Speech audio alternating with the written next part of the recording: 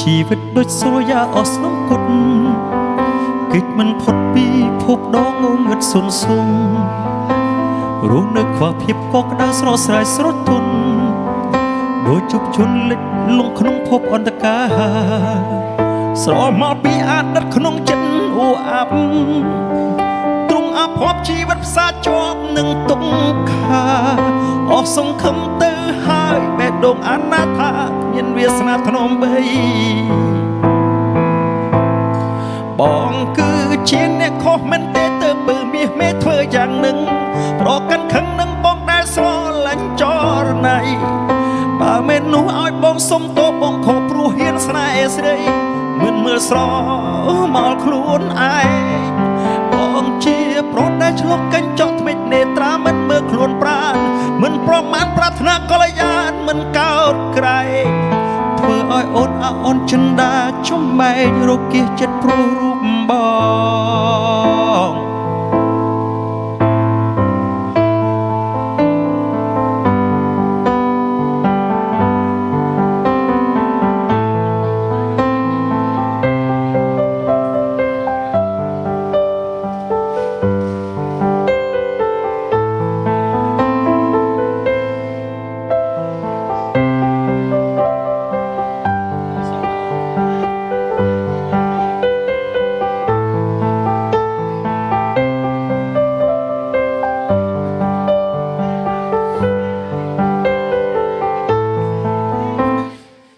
ជីវិតដូចស្រួយយ៉ាអស់ស្នំគុត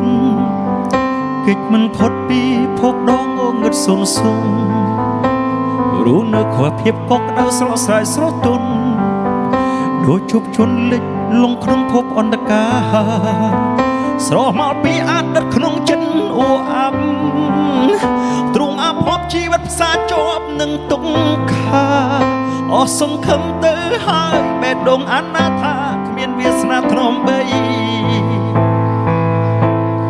បងគឺជាអ្នកខុសមែនទេទៅបើមាសមេធ្វើយ៉ាងនឹងប្រកាន់ខឹងនឹងបងដែលស្រឡាញ់ចរណៃបើមិននោះឲ្យបងសុំទោសបងខុសព្រោះហ៊ានស្នេហ៍ស្រីមិនមើលស្រ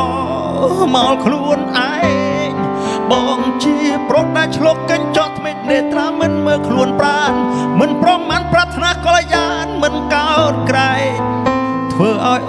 អូនចិនដាចំបែករគាសព្រោះចិត្តរូបបង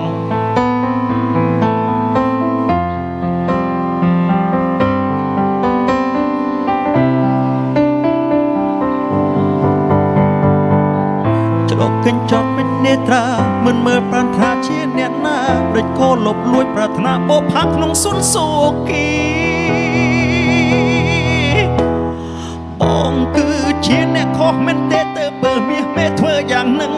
ប្រកាន់ខឹងនឹងបងដែលស្រឡាញ់ចរណៃបើមិននោះឲ្យបងសុំទោសបងខុសព្រោះហ៊ានស្នេហ៍ស្រីមិនមើលស្រមកខ្លួនឯងបងជាប្រុសដែលឆ្លុះកញ្ចក់ថ្មិចនេត្រាមិនមើលខ្លួនប្រាណមិនប្រមាណប្រាថ្នាកល្យានមិនកោតក្រែងធ្វើឲ្យអូនចិនដាចំបែករគាសចិត្តព្រោះរូបបង